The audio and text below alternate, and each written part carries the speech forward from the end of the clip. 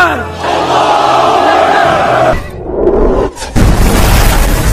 Bismillahirrahmanirrahim. Assalamualaikum warahmatullahi wabarakatuh.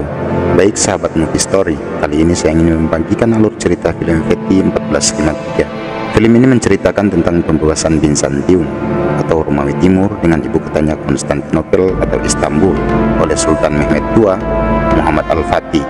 Film yang dibintangi oleh Devin Evin sebagai pemeran Sultan Al-Fatih ini disutradari oleh Farouk Asoy. Tapi sebelum kita berbagi alur ceritanya, intro dulu.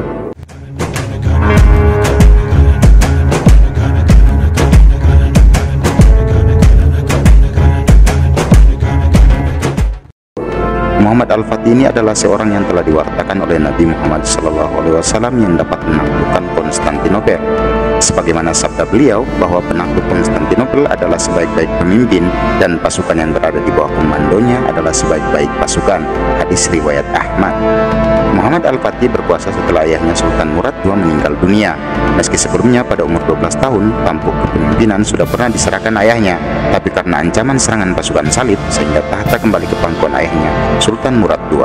Berkeyakinan dengan sabda Nabi Muhammad bahwa Konstantin akan jatuh ke tangan muslim, kerap wilayah ini dibebaskan oleh kaum muslim, tapi karena kokohnya pertahanan sehingga upaya pembebasan selalu menuai kegagalan.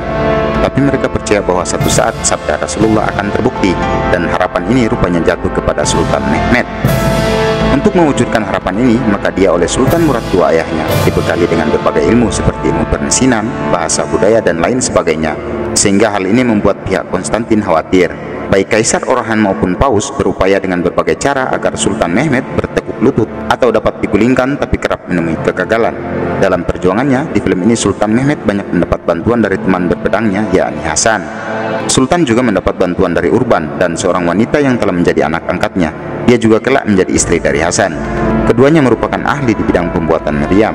Dalam pembebasan Konstantinopel ini banyak hal yang dipersiapkan Mehmed, termasuk diantaranya membangun beberapa benteng. Ini selain untuk mengalihkan perhatian musuh, juga untuk mengontrol dan menguasai perdagangan laut. Sampai akhirnya semuanya telah siap, baik dari angkatan laut maupun pasukan darat telah bersiap. Orang-orang Kristen Konstantin juga melalui Gennadius, pimpinan mereka, telah diberitahu bahwa ketika Turki berhasil membebaskan Konstantinopel, maka mereka akan diberi kebebasan dalam beragama. Ini pun diterima Gennadius, karena pada saat itu mereka tidak ingin tekanan dari Paus. Sementara baik Kaisar Orhan dan Paus juga telah bersiap. Paus sendiri mengirimkan ribuan pasukan Romana untuk mengamankan benteng Konstantin. Maka pada hari Jumat, tepatnya 6 April 1453, Sultan Mehmed memimpin pertempuran pembebasan Konstantin. Dalam serangannya ini, meski pihak lawan banyak memakan korban, tapi pasukannya juga jatuh bergelimpangan. Sultan Mehmed harus mundur di perkemahannya. Serangan kedua juga dilaksanakan, tapi hal yang sama terjadi. Pertahanan dari benteng Konstantin tidak dapat digoyahkan.